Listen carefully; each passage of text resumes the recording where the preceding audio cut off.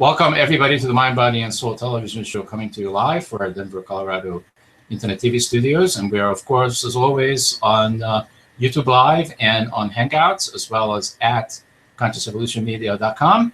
And we have a very interesting and intriguing guest with us this evening. I will introduce her in just a second. Of course, I want to make sure that I tell you, if you're a first-time viewer, that we've been at this now for 12 years, 15 plus thousand shows, and we have not counting it anymore because there's no sense. And the Mind, Body, and Soul television show has been around for more than 8 years, and it's one of our featured shows on our network, among many others. But this very intriguing guest that we have with us, her name is Jasmina Agrillo-Sher. She's joining us from that beautiful place called Southern California, and the sun is always shining. Welcome to the show, Jasmina. Thank you so much, Steve. And I'm really here in honor of all the listeners and really the miracle path we are all on to bring healing and love and joy. Yes. Absolutely. And of course, Jasmina is a spiritual pilgrim. She's also a yogi mystic, a heart math license coach, and an energy healer, and many other things which we're going to find out during this conscious hour. The theme of the show is how to empower your resilience, your health, joy, and fulfillment. And Jasmina, so if I take away all these titles, spiritual pilgrim, yogi mystic, and all the other titles that anybody has ever called you in your entire life, I relinquish you from all your titles right now. What's left? Who is really Jasmina Agrillo-Sher? I am a spiritual seeker, really, and I'm always growing in the field of love, and I just like to share that with others. And I like to have fun and discover things. Yeah. We're gonna have tons of that fun. Yeah. So, Jasmina, how did you tell us a little story about Jasmina? Like, how did you give us the short version of how you got to today? The journey. My gosh, that's the short version. It has to be short. I got there by taking risks, following my heart, really against the odds. I've been very challenged in that in my life. Having faith and trust, and my path has not been an easy one either. I've had a lot of transformations, including painful transformations, major health issues that I've dealt with, and really having to leave in my path. I have to be willing to let go of knowing or where we are necessarily, so that we can expand in the way we live our life and follow the path of our soul, really. So it's been, at times, a very joyful journey. It's been a miraculous journey, and it's been a very painful journey, too. Yes. Mm. So have you been through what I refer to as the dark night of the soul? Yes. Yes, I have. Yeah, very much. And yet, going through that experience tested me to really draw on my own strength, my inner strength, my spiritual qualities, what I call my resilience. Mm-hmm. And when I say have faith, it's important that we have faith when we don't have any reason to. Do you know what I mean? Where it looks like meaning when sometimes we're kind of lost. Yeah, we don't know where to go. Yeah, in particular, when people don't agree with the path we're on, too. It's I've been sidelined by this in my life. If I start going on and asking, well, what do you think of this? If I do this, and some that could for me cause a whole lot of doubt. So it's really looking within my own strength, my own core qualities, and being willing to step out and take a risk, not knowing necessarily what the future would bring. For instance, I can kind of give some example of this. Many years ago, over 20 years ago, being the the take risk person and intuitive and creative and so forth. I haven't always had, what do I want to say, the finances behind me. I haven't necessarily had a very secure path. So finally, I'm 20 years old. I had the perfect job. It was almost a full-time job. I had a 401k, I had benefits, and I knew in my heart that I was called to go back to India uh, to spend some time with my spiritual teacher. Mhm. And Who is I that, by the looked way? in Sri Dhyan Yogi Madhusudan Das Ji. He's not in the body anymore. And I had this conflict with myself. I finally have security. I love this. And I gave up that job. I gave the job up. Hoped I could have a leave of absence. They said, you can't. We have to replace you. So that was a big risk. And I've had many times stepping out like that in my life. And And that was like a strong calling that you oh, experienced, yes. and you Yes. felt in your body, Yeah. or felt in your energy. Yeah. I'm so glad that I went. He took Mahasamadhi, which is a conscious, a very evolved being can leave the body consciously at will and just leave, go into the spiritual planes, dissolve there, let the spirit out, so to speak. Mm. And we were in Calcutta. At this time, we were we had an interview with Mother Teresa, and I started feeling this tugging sensation in my heart, like this prana, life force is leaving there. And several other folks in our group, including his lineage holder, Sri Anandima, was feeling the same thing. And then we got word that he took Mahasamadhi. So we went from Calcutta across India to Ahmedabad. And he had what I would call a very traditional ceremony to cremate him, much like very ancient ceremony, and to witness that, to be in the presence, that was just the most amazing experience. Mm. And it reminded me, because of my spiritual background in Christ, growing I up just had Catholic. goosebumps all over my body, by the way. Yeah, it's the most profound experience. I write about it in my book, Mirror of My Soul, Sanctum of My Heart. And I'm getting them too, Steve. But I had an Wow. amazing relationship with this teacher. He would come to me in dreams. He protected me, um, saved my life in India. He could try. I'm getting so emotional thinking, because my grief was intense when he left. Um, there was one point did a very dangerous trek up in to go to the mouth of the Ganges, up in the glacier area of the Himalayas, called Gomukh. And I had difficulty. I cut my finger really badly, like really badly, like into an artery, and there was no stitches, but it's an amazing story. But I went to this cave. This doctor, I don't know if it was a real doctor. It wasn't like anything you'd ever encounter, maybe 150 years ago. But I sat on a crate and literally in a cave, and he just butterflied it and said, "I have no painkillers. Sorry." Gave me antibiotic, but as I was going up into these higher elevations, I was spaced out really, the pain from my finger, but I was also in this transcendent state.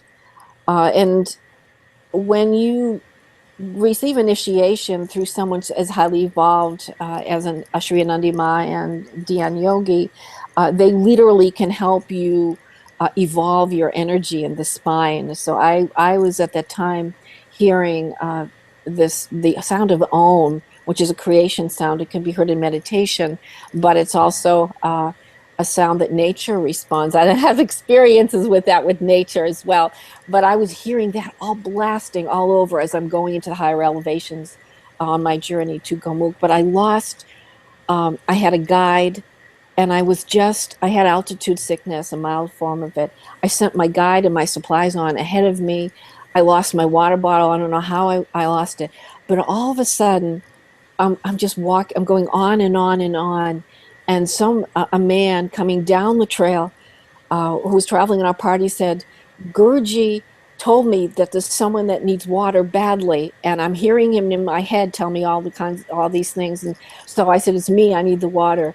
But the interesting thing is that before we began this trek, we were in the other side of India in Ahmedabad, sitting in Dhyan Yogi's room, and he said, "I'm going with you on this trip." And I'm sitting in the room and I'm thinking, really? Okay, I'm going in my astral body. And so I hadn't never experienced anything like that. Like, what do you say? So he did. And there was another person whose life was saved. She had a major asthma attack and left her meds at the lower camp. And this same man was following orders. He went and he had like superhuman, he was running up and down the mountain in high elevation. But the energy was being transferred to him through Dhyan Yogi.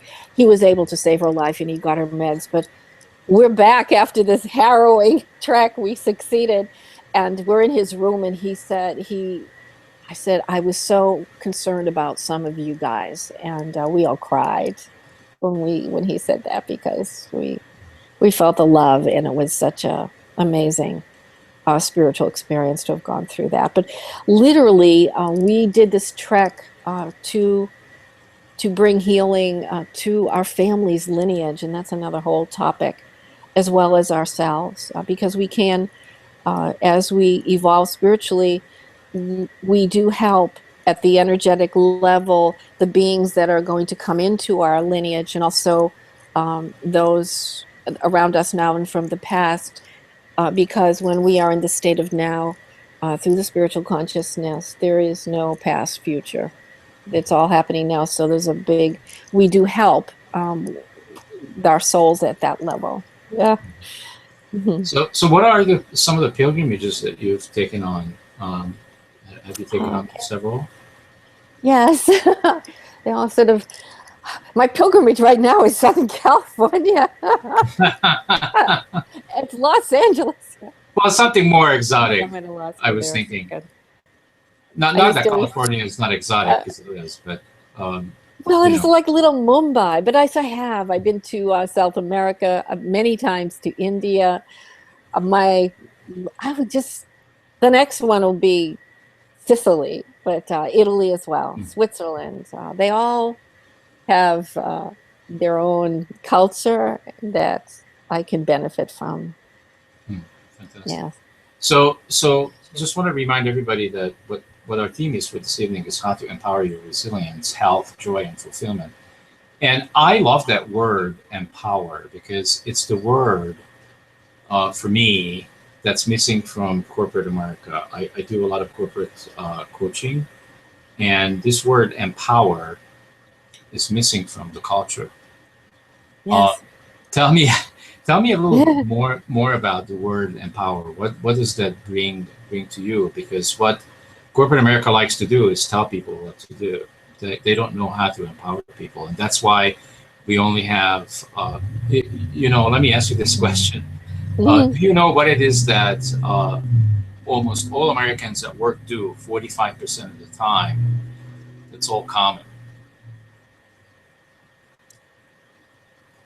We are not used to going within to find our empowerment, and it is really all there. Every single one of us is unique in that respect.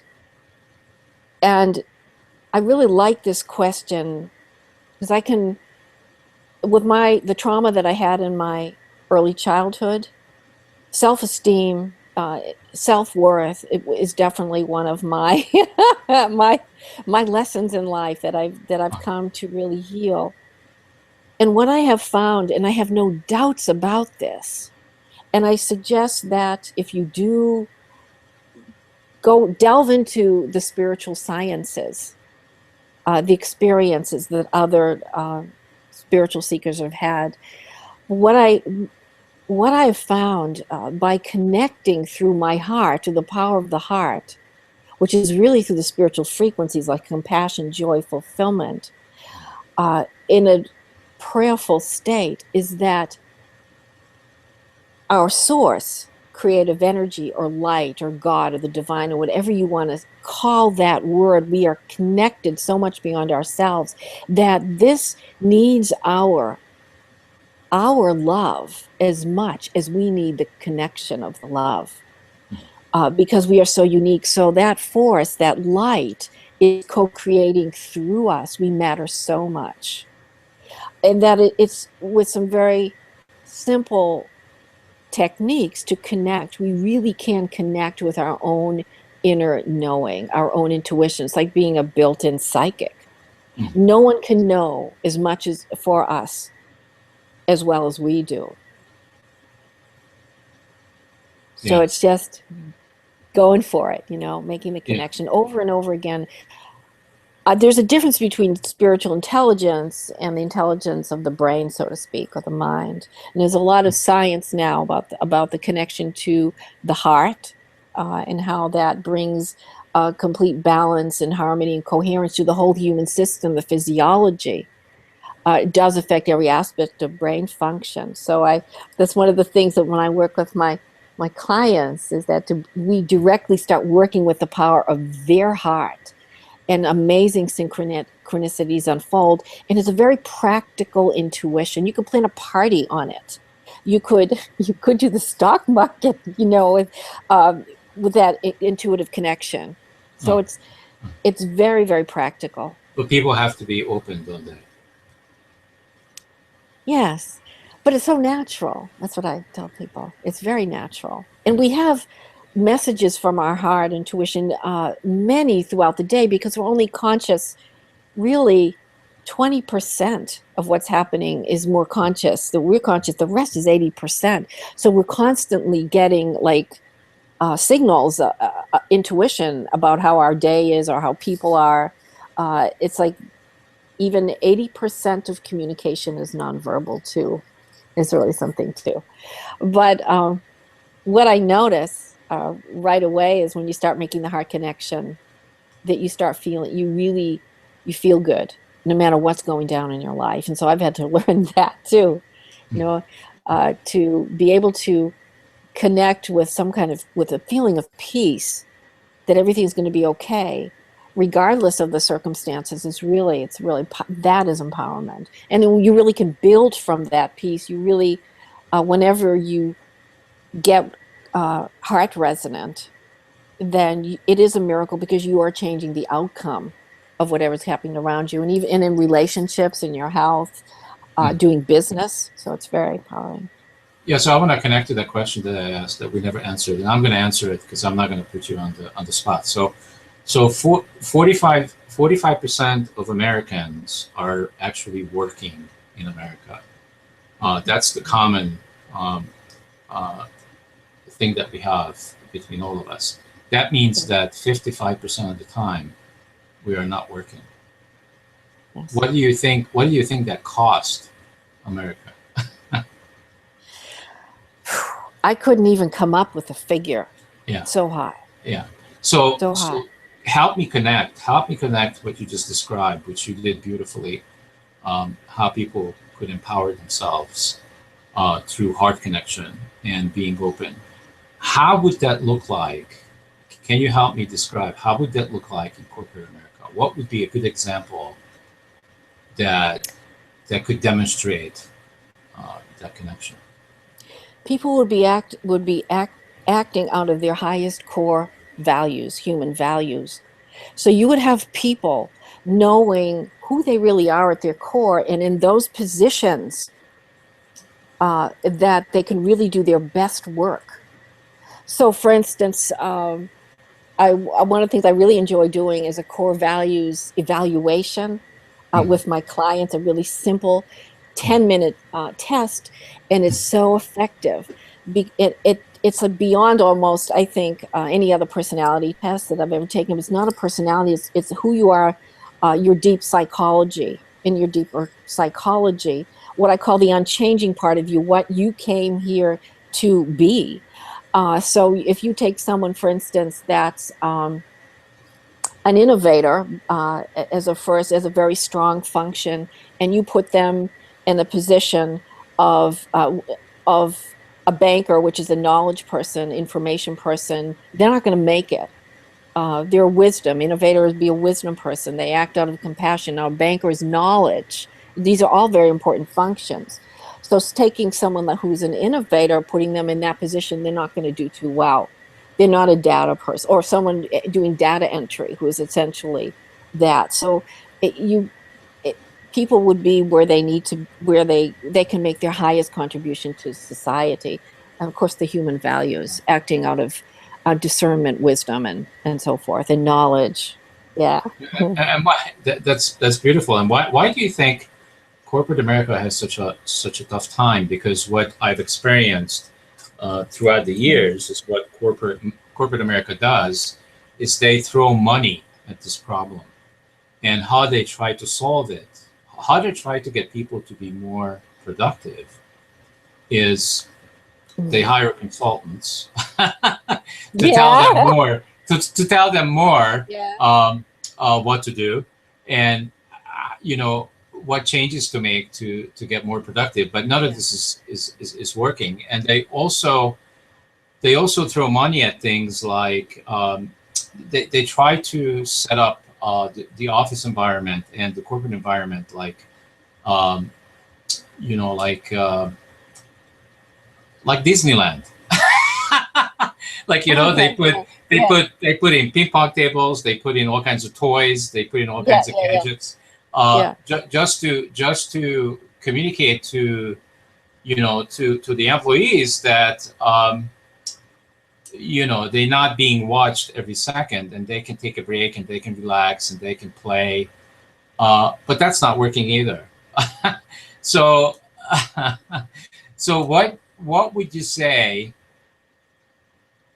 And I cannot think of anything. The bottom line for me in this situation with corporate America, I cannot think anything more important that they could be doing is what you just talked about, which is helping people how to connect to themselves, how to connect to their heart, how to get in touch with who they really are, so they can express that incredible talent that they came to this planet with. It's really up to us, the individual. It's happening. We have a long way to go, but it is happening. It is happening. And we are the pioneers of that. Yes, it is happening. At one time, it's like when I was in Maine, I did there's a cardiac facility, and so outside the health and well-being industry and the hospitals, they're onto it. They're very much onto it. And I went into a cardiac facility, and I set them up.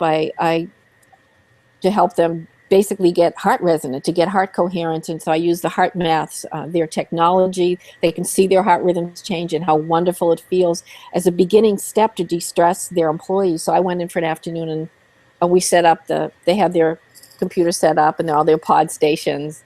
And I did beginning, what I call 101 heart connection with their employees. And so it is happening more and more. Really at the corporate level, but it's going to take a while. Yeah. And I also love that word, resilience. Talk to me about, and our viewers, a little bit about resilience, because that's a wonderful word and we don't use it enough.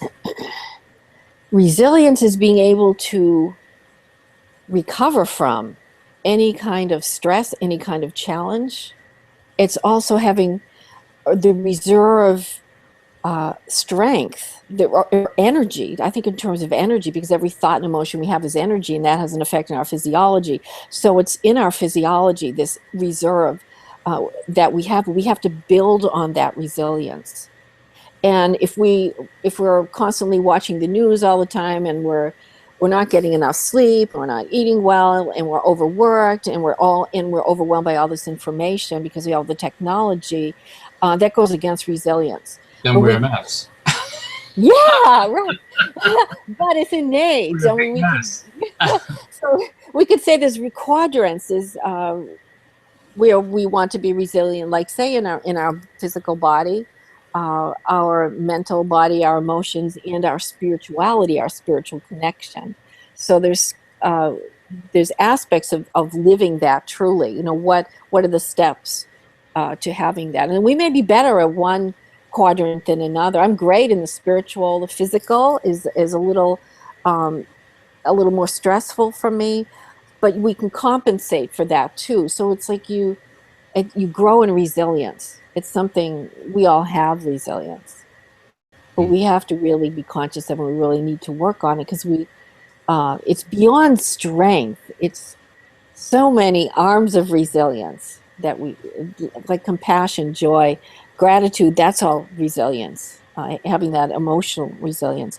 But what I find is the emotional realm is really one that we can lose our resilience very easily. Just simply having a judgmental thought about someone creates fight or flight in the physiology. And I can see that when with the HeartMath technology, I'm working on myself, and it doesn't seem like I'm having a judgmental thought, but it is, and it has a slight, it creates a little bit of it has an effect. havoc. Yeah, it does. It has a jagged rhythm in the beat to beat changes of the heart. Or even if I'm planning an event, and if this is a slight tinge of anxiety, it will pick it up. It's really quite amazing. It's very subtle. So it's really fun though to really play with it and see it's really becoming what I call heart intelligent. And when you do that, everything in your life will really bear fruit. What you really want to have in your life, even whatever the circumstance is. To really be in the circumstance, but to really use the power of the heart to go beyond it. Yeah.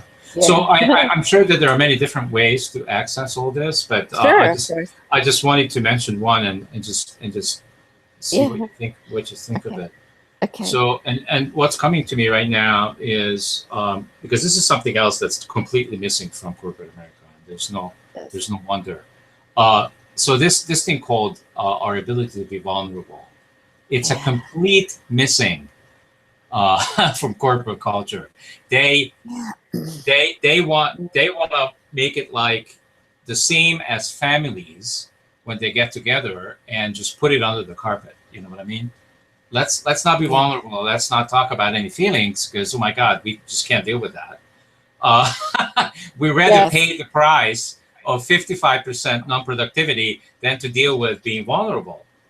And what do you think? What would people be able to access if not just necessarily in corporate America? Because I don't mean to just beat up on them, but even in relationships, and you talked about it at the very beginning of the show, that one of the great things about you is that you take risks. And I just want to connect that to vulnerability because it takes risk to be vulnerable. And what are people risking, really? If you're not willing to risk your vulnerability, you're not living from your authenticity. That's a big stress on your health. That's it. There's speaking one's truth. If done through the heart, the compassion piece is still there, but you can be very firm. I mean, what if you have to let someone go in a corporation? But you can do that in a way, be heart-centered at the same time when you have to let somebody go. Because when you let them go as well, they'll find something that they may be more well suited for. Because again, you're actually doing them a favor. Yeah, that's it's a gift. It's a gift. Yeah. And so it's not a sad event. Yeah, that's right. But a lot of times we're afraid to be vulnerable, that we're not going to be liked, that we're going to lose our position.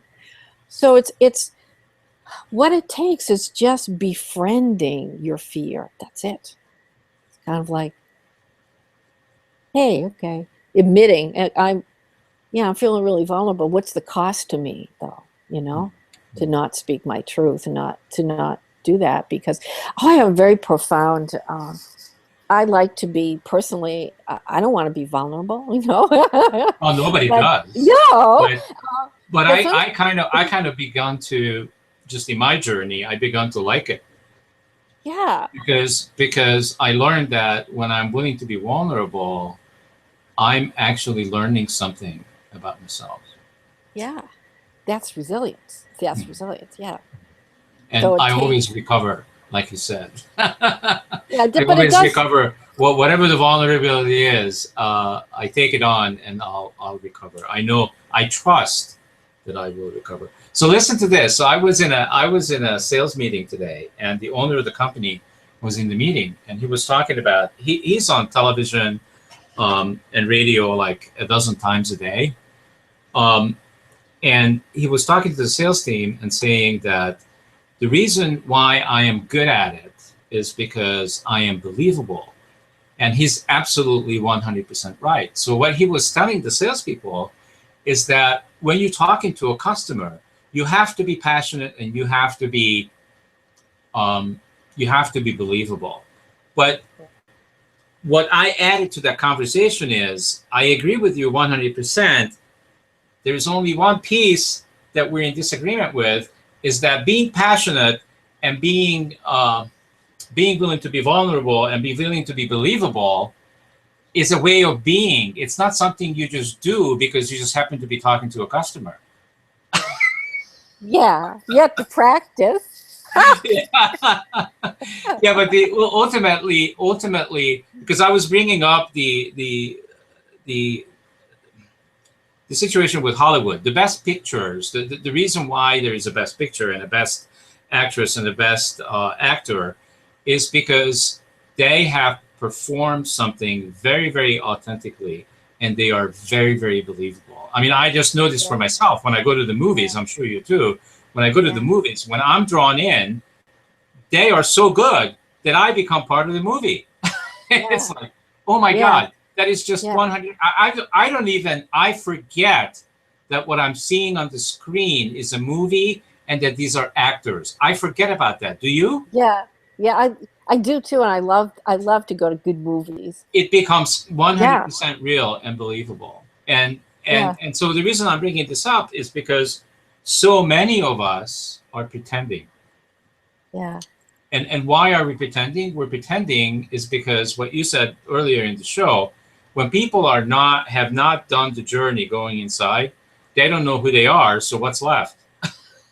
What's the alternative? Yeah, to kind of fake it. Yeah, you gotta fake it. How do I know? I've done it. Me too. You too? Yeah. Yes. Oh my gosh. That's awesome. All right, so I'd like the viewers to learn a little bit about some of these practices that you do. You have some incredible tools in your toolbox, and I would like you to tell our viewers, how do you provide value to your customers, and how do you serve them through these different tools, and how do you how do you choose which tool to use with whom? Well, I'd like to do for my coaching programs what I call a discovery session. Mm-hmm. So we chat about what's happening, what you want in your life, what you want to have, what might be getting in the way, and then I'll figure out where you want to go. But I do have focuses. Did you know that this is what salespeople are supposed to do at the beginning of the conversation? Did you know that? Just say, hey, you know what? What can I'd like to be of support, so that I right away. It's a needs analysis. You're trying to find out what it is that you want. Yeah. Sure. Yeah, and what might be getting in the way. That's important. And really acknowledge that, because we all have things that we're working towards in our life. Mm-hmm. I am too. Always growing. So it's great. We do need coaches, and it's really important for someone to bear witness to our authentic journey. So important, because they're like mirrors for us. So I function like a mirror too.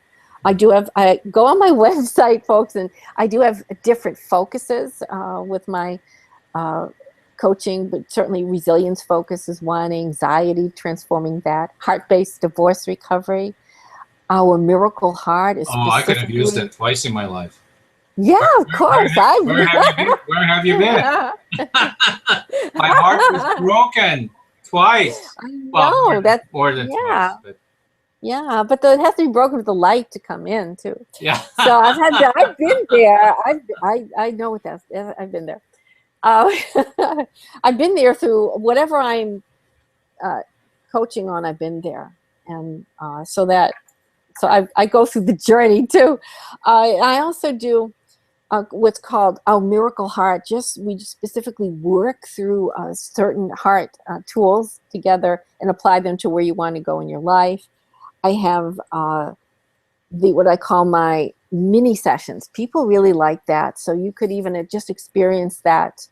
You don't need to have a discovery session. You come into it, go on my website, and I have a store there too, but you can purchase a session there, and we just go with whatever issue or guidance you want. And then I have an energy transference that I do. It's just really wonderful light transference. So I'm in a state of meditation and helping you bring that energy to whatever you would like healed in your body, whether it's a physical, emotional, mental issue. But always in my sessions, you go away feeling better, feeling more peace, more clarity. That's very important. And would you say that you're connecting with universal energy when you practice that? Yes, yes, Oh, yes. That's who I am. Actually, I'm being authentic. Yeah, I saw you in action on one of your videos, and yes, people need to go there and check it out. But it's very beautiful. Thank you, And I work through Skype and by phone and in person. So. And then I have a great prayer list that I work with. So different spiritual organizations. So that has been proven to be highly effective to get other people's energy prayers. Yeah. All right. So why don't you mention your website? My website, JasminaAgrilloShare.com. I think it would help if I spelled it. Right? No one's ever going to find it. Okay. Jasmina, JASMINA. Jasmina Agrillo, AGRILLO. Agrillo. Share, SCHERR.com. JasminaAgrilloShare.com. And you can also, I have a newsletter there for you, and you can get an excerpt from my Amazon bestseller, Mirror of My Soul, Sanctum of My Heart, and a guided meditation CD. And I look forward to meeting you there. It's been such a pleasure. Fantastic. So let's talk a little bit about the book. So what is that book about, Mirror of My Soul, Sanctum of My Heart? It's a spiritual odyssey. It's international, takes place in different parts of the world. But it's really the journey of connecting with resilience, heart resonance, and intuition as it unfolded through my life. And it has some of the chapters are led in with mantras. I have a Sanskrit background study. And you speak it? No, I don't speak it fluently. I sing it. Wow. And yes. So that we lead into the chapters, some of the chapters of that. It's really a mystical journey as well. And I have trauma that I'm going through, a major brain surgery quite a long time ago now. Of discovering that particular experience really took me into the resilience. I really had to be resilient to recover for that, to really use the miracle power of the heart. It's very real. So I write about that. And then going through the divorce, coming to Los Angeles, connecting with a spiritual mate, that process of that. So it's a really fun read. But what I'm finding, I wrote the book so that people would find the spirituality in their own life story, the message, the beauty, the mystery, and the lessons of the soul. And so I get my readers contact me and say, hey, I'm just reading it and I'm experiencing healing in these different levels of my life, and I'm remembering things that happened to me, and and what it means, and so it's great. So I'm very happy about that too. So how did you find the spiritual mate? Because I'm still working on that one. Well, for one thing, you want to be really clear about what you want. I'm very clear. Yeah. And then there's timing. See, there's timing. Uh, And then you kind of let the desire go at the same time. But if it's meant to be, yeah, it will happen. You got to just be open to the universe providing it for you too. I'm not worried, and I'm in no rush. Yeah. It will happen. It will happen whenever it will happen. Yeah. Probably when I least expect it. Yeah. Although sometimes it didn't happen that way for me, but sometimes whatever it is we want, we got to put our passion into it. You got to be real. There goes that word again, passion. Yeah, passion. We gotta be passionate.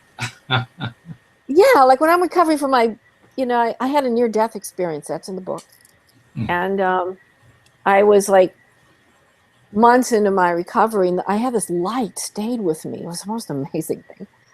But at one point, I'm thinking, okay, I saw my future, what I'd be doing today, believe it or not. And I'm thinking, okay, God, if I'm going to be doing this work, give me my brain back, please. I mean, just, you're going to leave me like this, are you? And so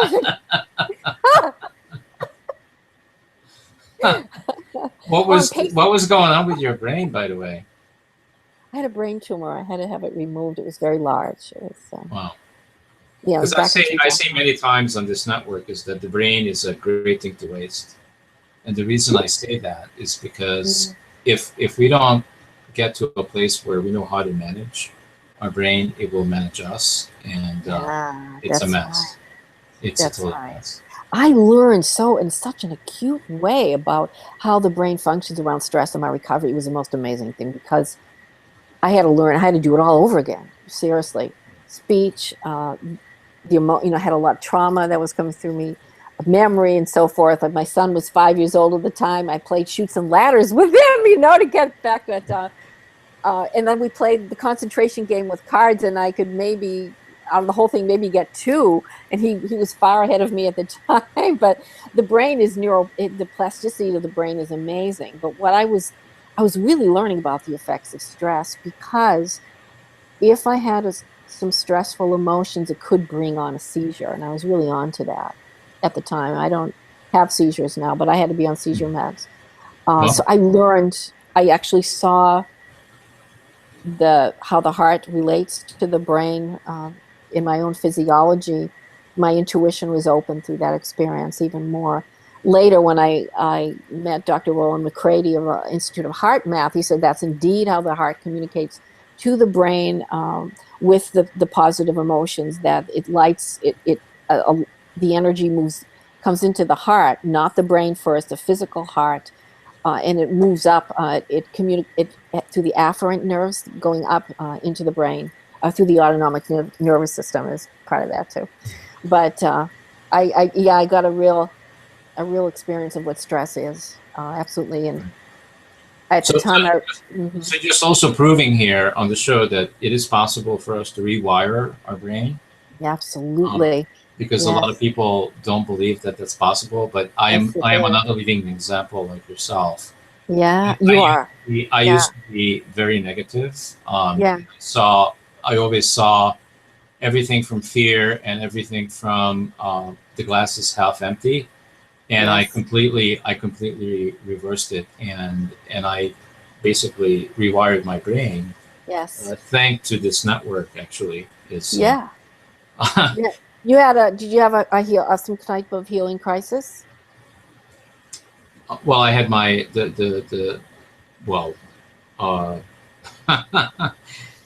let's see. Well, I had one where I was going to kill myself. Yes. I would say that would be a healing crisis. Yeah. Yes. That's a big dark night of the soul. Yes, that was. And then I also had another one that was that major, which was, about 2.5 years ago, I was diagnosed with, I don't even know what the heck it is anymore, diabetes too. And And when I learned about that, I said, well, guess what? This kid is not going to do what everybody else does, which is go onto these pills and blah, blah, blah, blah, blah, blah. And for the rest of my life, I'm not doing it because I very much dislike pills. So I have proven not just to myself, but primarily to myself, but I also have proven to the network and everybody that's been watching is that, yes, you can cure yourself from any disease, because it was a mindset that I have taken. And the mindset was, I will heal this disease. This disease will not have me. I will have it. And I changed everything in my life. I am not drinking pop of any kind. I am not eating fast food of any kind. I am not eating lots of breads and Yes. all the stuff that turns into sugar immediately, like bagels. I had an opportunity this morning. It was a whole table of bagels in front of me, and I walked away from it. You did. Not That's that takes something. That takes something. In the past, I couldn't do it. The bagel had me. It just says, "Come on over here. I'm gonna eat you," and I could say no to it. And that's something. And that feels really good. And 2.5 years later, well, actually, just several months ago, I went to my final exam about this diabetes thing, and the doctor basically said, "Steve, you have cured yourself of diabetes too, which doesn't happen in this clinic very often." Wow. You doing a lot of raw too? Or you have your own plan, sort of? Well, I do isogenics, which is it's something I do in the morning. I have that for all the minerals and all the micronutrients that our bodies need. I have a liquid breakfast, and then I usually have a soup or a salad for lunch, and something fairly light for dinner. And that wasn't me. 2.5. Believe me, I did what all the other Americans have done, which is I bought all this crap from commercial television and just running around, using the excuse that, any other food would be too expensive. And guess what? If you go into McDonald's today, you're not going to walk out without spending $8-9. How is that cheap? You can get a salad for the same amount of money. Yeah. And so it's really, I feel that a lot of it is brainwashing. Commercial media has brainwashed all of us because every 8 minutes there is a commercial about a pill or a commercial about McDonald's or some other fast food joint, and we believe it. After a while, our mind, what we talked about, it gets wired. That's okay. Yeah. Not okay. Yeah. And you said this about stress. I mean, I believe, tell me if I'm wrong, stress is like one of the number one killers. That's right. Mm-hmm. Yes. And we tend to be adrenaline driven in our society, in our culture too. This thing almost had me. And I did the same thing to this than I did to the bagel. You know what, phone? I will pick you up when I'm ready to pick you up. Not when you start making noises and you start lighting up. I'm not, and I watch people. They are mesmerized by this damn thing. Mesmerized, like it runs them. That's right. Yeah. Yeah. Well, we have to learn how to deal with our technology and not be overcome by the technology. Yeah, it's this whole thing. And you know what? I'm guaranteeing you that there's companies out there that are working on this right now, how they can use this device. Because guess what? Everybody has a smartphone now. Have you noticed? But not everybody has a computer. Yeah, I have one. Yeah, but not everybody has a computer. I mean, I see people in their 50s, 60s, 70s, even 80s with a smartphone. But I don't see them necessarily with a computer. So we don't need our computers necessarily. We can have our phone. It's getting to the point where the phone can pretty much do everything that the computer can do. That is true, but I like the big screen. Yeah, I do too. I have a huge 42 right here next to me. But do you remember the days, though? Do you remember the days when the phone was attached to the wall and there wasn't an answering machine? You called them, yeah. there was no one answered the phone. They just weren't there or whatever, but you didn't. Oh, I remember when we had rotary Yeah. phones, and people, you know, the younger generation that's watching this, they're going like, "What the hell is a rotary phone?" Yeah, Well, right. it's a thing that you put your finger in, and you just went Yeah. 2, Yeah. 4, I remember 6. You remember that? Yeah. My son, when he was younger, said, "Oh, God, you grew up in the dinosaur age." Well, Right. so you know, I mean, I go out and eat quite a bit because I'm becoming a social animal. But I every time I go into a restaurant, everybody has a cell phone in their hand.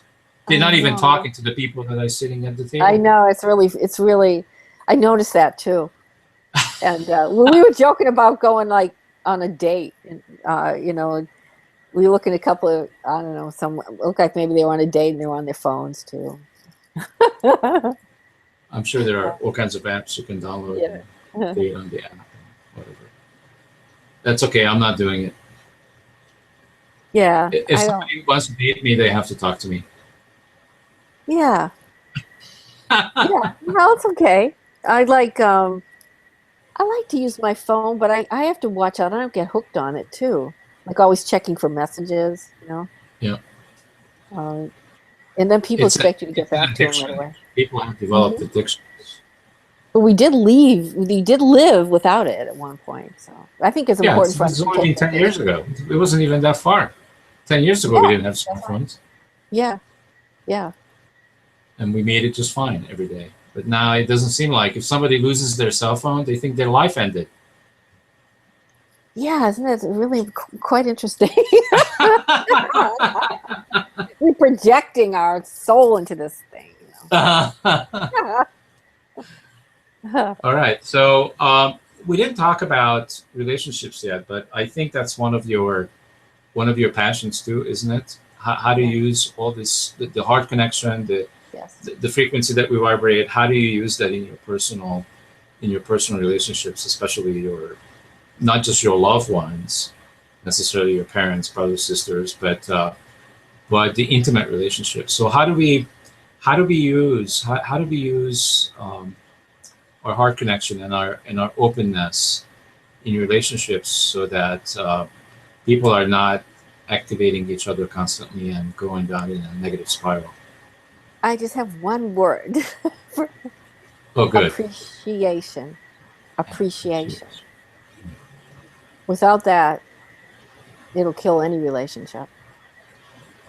Lack of appreciation. And how do we communicate that? How do we let the other person know that we appreciate them?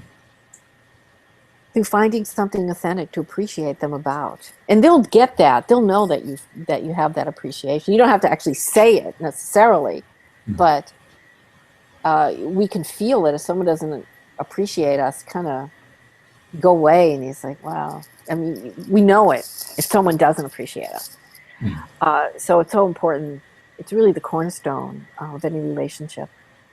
And we tend to think negatively, and I know, like, we tend to notice the faults really quickly.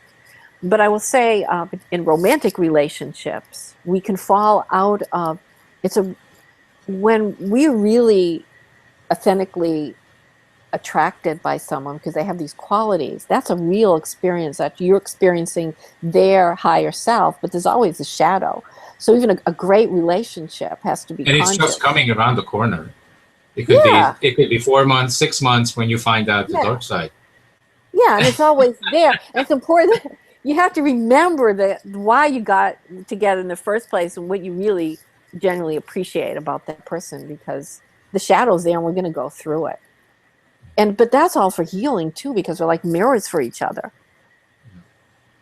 So it's like, my husband triggers me sometimes, and he knows my issues. He knows where to go to get them out, And he doesn't take them probably personally anymore, right? Well, we still, we have shadow that we work on together. It's all about we help each other heal. But it's true. You have to. The shadow side has to be livable for you too. some things that we wouldn't want to live with, depending on who we are. So, Yeah. yeah. So those are the deal breakers, right? Yeah. We have to work on ourselves. We have to find our own happiness in relationship. We can't expect the other person to complete us and make us happy. It doesn't work. We have to be happy within ourselves. And it all comes back to the empowerment connection, resilience of knowing who we are and what we want and having the courage to go out and be that. Yeah. Yeah, that's pretty awesome. You are a very awesome lady. Wow. You're my mirror. You are too. So what's in the future for Jasmina, if you will share? What are you creating? What are you building? What am I building? Really getting my message out and all over the world and having the connection with people through that and connecting with me. I'm always going through that. And really offering my services and experiencing and to continue to grow and evolve myself in my heart consciousness, so to speak. I'm writing a second book. This is a fiction. And I do want to say I've worked with people who are living under incredible circumstances and able to rebuild and heal their life. And so I dedicate the book to those people and who in creating extraordinary miracles. But this second book is, again, a multi-dimensional mystery, love story, healing, sort of like my life has been like. But it's the same message about how empowered we are. And the next step in our humanity, we are really growing in the miracle connection to be able to make it. So we're going to see the more we grow in that compassion, bring in that energy, and we'll see even more amazing things happen, in our culture and for each other. So I dedicate the book to that, to who we are really becoming as well. Well, tell us a little bit more about that, because that's what the network is all about. It's about, it's about Conscious Evolution Media, and it's really about our entire network is just totally focused in on evolution of humanity, like what's next. Yes. And what I'm feeling, what's next. I mean, what we've been teaching on this network is how to be present, how to be in the now, and stop the chatter of the mind. And not do the now from the past. You said this on the show, or from the future. Just be in the now. But that's right. Besides that, we also been teaching, to come home to who you really are, like to your heart. Yeah. Come home to the real you, not the one that we've been pretending, but the real us, and become extraordinary. Because so many people are just, and this is not a judgment, sometimes people misunderstand it, but there's so many people living ordinary life. And why? We didn't come here to live an ordinary life. We came to wake up. Yeah. Wake up to who we are. Yes. So what's next? Tell me a little bit more, because I'm also learning all the time, every moment. What do you see next in our evolution? The emotional field, the whole heart intelligence field, because it's our thoughts and the emotions attached to them that keep us away from really living who we really are and making positive changes in our environment to help to serve others. So that's really that's our human evolution. The domain of the emotions, because that we know how to manage our emotions, and we know how to manage fear. Like we're not living from fear. We're living from our passion. There's a reason why we're not passionate and cannot be passionate and cannot be authentic and cannot be believable, is because we're afraid. That's right. Yes. What the heck are we afraid of? Yeah, People, and it's an there's nothing to be afraid of. Well, see, what I want to say is, I call it heart time. When we we go into heart time through intention. Our physiology, our breath is important. because we are in a physical being, in a physical reality, and the emotions. But when we bring that in sync, then we are in called heart time. That's the miracle time where we can really manifest all that we are. And offer that as well. So we're all growing in that. But that's what I wanted to say, that it's a practice I do every single day throughout the day. And I have to remind myself to do it and check in with myself. So we're not used to that. We're used to taking a magic pill to make it go away, which has tremendous side effects. You know, we take a pill for this and pill for that. And we have, in media's coming at us, you know, we can click and we can go. Well, and those are all pills as well. You know, yeah. Including a beer, 2 beers, 3 beers, 4 beers, cigarettes, Coke. Yeah. You know, all those That's are right. pills. Yeah. Those are all distractions to distract us. So something we have to do over and over again, and maybe the mind doesn't like that because it wants to it wants things to be finite. It wants to know when it's going to end, and we're done. But the spiritual intelligence is not like that. It's not finite. It's infinite. Yeah. Beautiful.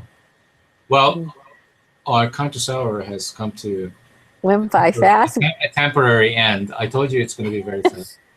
Yeah, it's really good. I want to acknowledge you for just who you are in the world, and you are making a tremendous difference, not just in your own life, but in other lives that you touch on a daily basis. And Thank you. I think that's so beautiful, and so the beautiful human being that you are, it shines. It shines through how you speak and how you deliver your message, and you're doing some very, very important work. And thank you so much for being up to it. And I thank you. We all doing the same work, and hopefully you are too. Weren't for you, I wouldn't be here. Well, vice versa.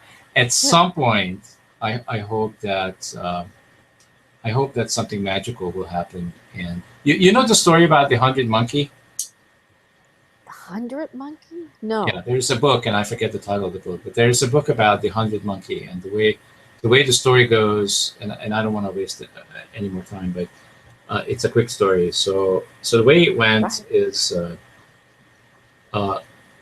somebody gave sweet potatoes to the monkeys, and the way they gave it to them is they threw it in the sand.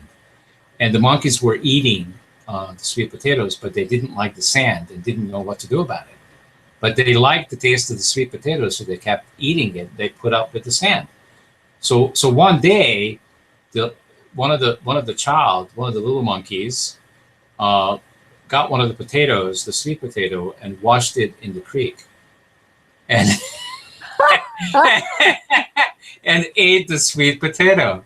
Oh. And then they taught their mother to do it, and they taught somebody else, and they taught somebody else, and it's somebody else. Yeah. And the way the story goes is when the 100th monkey did it, what ended up happening, because it happened in the energy of frequency, so many people did it that now it has reflected out to the world, and all monkeys now wash their sweet potatoes. That's us. That's us. You could be the 100th monkey. I could be the 100th monkey. Who knows? That's right. Yeah. Yeah. And that's, yeah. That would be a beautiful, because we just here keep talking about consciousness. We keep talking about heart. We keep talking about love. And at some point, this message will spread automatically. Like it will be a societal effect. You know what I mean? Yes. Will that be beautiful if it's in our lifetime? Yeah. And I give that up as well. It happens. Yeah, it happens, and in the little ways that we do it matter so much, and it really does. We may think it doesn't because it's not big enough, but it does. It's really just being who we are. Yeah. We don't really know how big this movement is. It's not even a movement. Yeah. It's just a way of being. So. Yeah. Thank you so much. I loved you having on the network. Me too. I hope you'll be back, and have a beautiful evening. And the weekend is coming up, so our shows are on the network here. We'll be on here tomorrow again at 7 p.m. Safe time, safe place. For everybody else out there, viewers and some people that are going to be watching the show as a replay, if you were touched, moved, inspired by anything that Jasmina has said here tonight, and she said a lot of things, please visit her website, and that website is jasminaagrilloshare.com. And keep coming back to the network, and this is like food for your soul, really, isn't it? Yeah. We are in the restaurant business. Okay, great. And so keep coming back, and the more you watch these shows, the more they get up to the top 10 when on our YouTube channel. When they get to the top 10 every month, they have the potential to go to public television, which is only 100 million eyeballs. Thank you so much. I love you, Jasmina, and I love you all. We'll see you. We'll see you on everyone. Love you so see you much. back on the network tomorrow. Thank you. Thank you, Jasmina. Thank you all. Bye. Good night.